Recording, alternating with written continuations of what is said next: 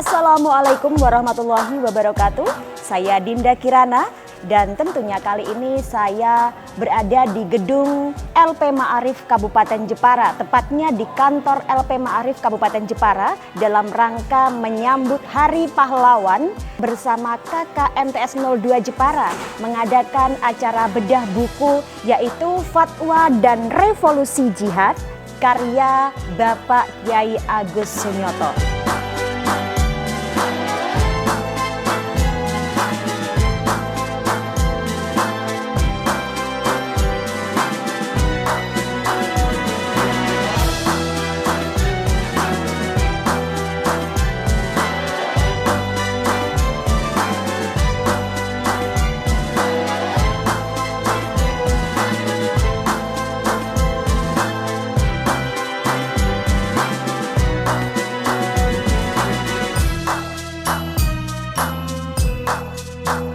Baik Bapak Kyai Agus Sunyoto, setidaknya sudah banyak yang Bapak jelaskan di sini, tapi ini masih ada yang ingin saya tanyakan tentang Soekarno dengan kedekatan bersama warga NU pada saat itu.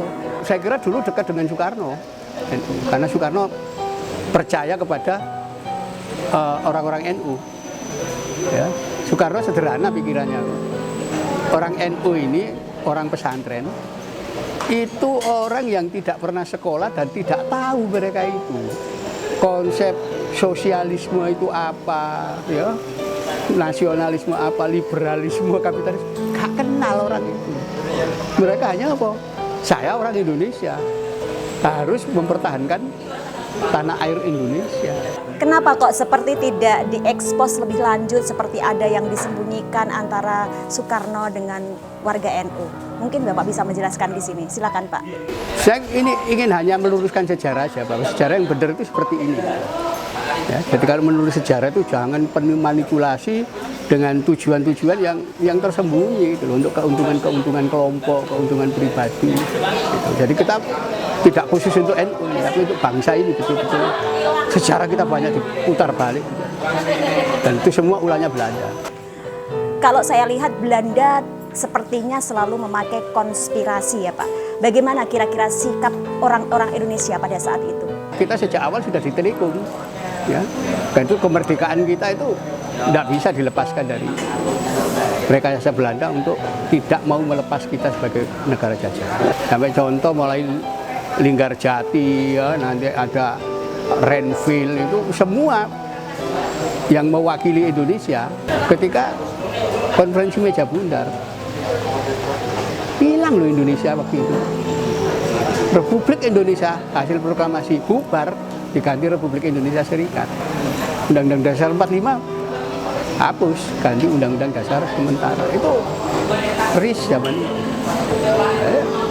Ya siapa? Ya orang-orang kita yang dididik oleh Belanda memang. Bayangkan di dalam KMP itu kita itu orang Indonesia atau negara Indonesia harus membayar utang pemerintah Hindia Belanda kepada IMF sebesar 3,88 miliar US dollar. Kita bayangkan uang segitu tahun ini. Bayar kita. Dengan adanya kata jihad, itu sebetulnya disalahartikan, padahal NU itu kata jihad itu membela negara. Bagaimana pandangan Bapak dalam hal ini? Ini jangan sampai keliru bahwa fatwa jihad atau resolusi jihad itu adalah masalah agama. Jihad masalah agama, bukan. Jihad membela tanah air, jihad membela negara. Itu yang banyak orang keliru. Kalau kita berpikir sudah menyatakan jihad fisabilillah, bela agama, lu bukan. Ini membela tanah air. Redaksinya kan jelas itu. Itu sebabnya nanti dalam peristiwa 10 November itu orang-orang Cina yang agamanya non-Islam ikut perang. Orang-orang Kristen dari Maluku ikut perang. Kenapa? Ini bela tanah air. Seperti lagu Jalal Waton itu. Loh, itu tentang tanah air kok, bukan agama. Cinta tanah air itu bagian dari iman gitu loh. Nggak ada itu menyebutkan agama Islam, nggak ada. Cinta tanah air seluruhnya. Ini yang banyak orang keliru, dipikir kalau fatwa jihad itu fatwa agama, bukan. Fatwa membela tanah air. Nah, dengan konteks itulah NU dari generasi ke generasi itu punya beban sejarah, punya beban moral. Kalau kita lihat sebenarnya perjuangan NU ini adalah untuk membela negara. Tetapi karena ada Islam radikal, jadi terkesan merusak sejarah NU itu sendiri. Nah, kebanyakan orang NU kan selalu begitu. Ketika bicara soal resolusi jihad, mereka mengatakan jihad itu agama, jihad itu masalah keyakinan dengan Allah. Jadi kalau sudah nanti kata-kata jihad itu diikuti dengan statement klaim-klaim ya, kepahlawanan, kemudian permintaan balas jasa, dan itu sudah bukan jihad lah. Logika berpikir orang NU inilah yang kemudian menjadikan kenapa sejarah itu gak mencatat. Baik Bapak, kalau saya lihat tentang buku ini Bapak, buku ini sangat luar biasa tentang sejarah sebenarnya yang tertuang di buku ini Pak. Bisa diceritakan Pak? Yo, supaya kita tahu sejarah bahwa yang benar itu seperti ini. Tidak selama ini kita ditutup-tutupi. Seolah-olah gak ada jasanya sama sekali orang-orang dari pesantren, para kiai itu seolah-olah gak ngerti negara, gak ngerti loh. Ini kan kacau gitu. Terbukti ya membidani lahirnya Tentara Keamanan Rakyat yang nanti akan jadi TNI itu para kiai banyak kok di situ. Jadi seperti yang disampaikan oleh Presiden Soekarno, jas merah, jangan sekali-kali meninggalkan sejarah. Bangsa yang tidak memiliki sejarah itu akan hilang dari peradaban dunia. Terima kasih Bapak Kiai Agus Sunyoto atas kehadirannya di Jepara. Semoga buku fatwa dan resolusi jihad ini bermanfaat untuk warga Jepara dan juga bermanfaat untuk warga NU. Terima kasih sekali lagi Pak. Wassalamualaikum warahmatullahi wabarakatuh.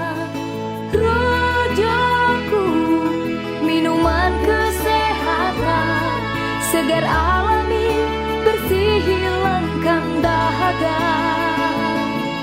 Pada tanggal 17 Agustus 1945, Jepang bertekuk lutut pada sekutu. Tetapi Indonesia justru berani memproklamirkan kemerdekaannya pada tanggal 17. Situasi di masa itu sangatlah genting.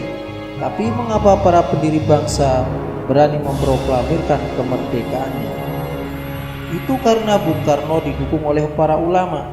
Pertama secara fisik, mereka didukung peta pembela tanah air, pasukan yang pada awalnya bentukan Jepang, sewaktu mengikuti Indonesia yang terdiri atas 68 batalion, semuanya dipimpin ulama.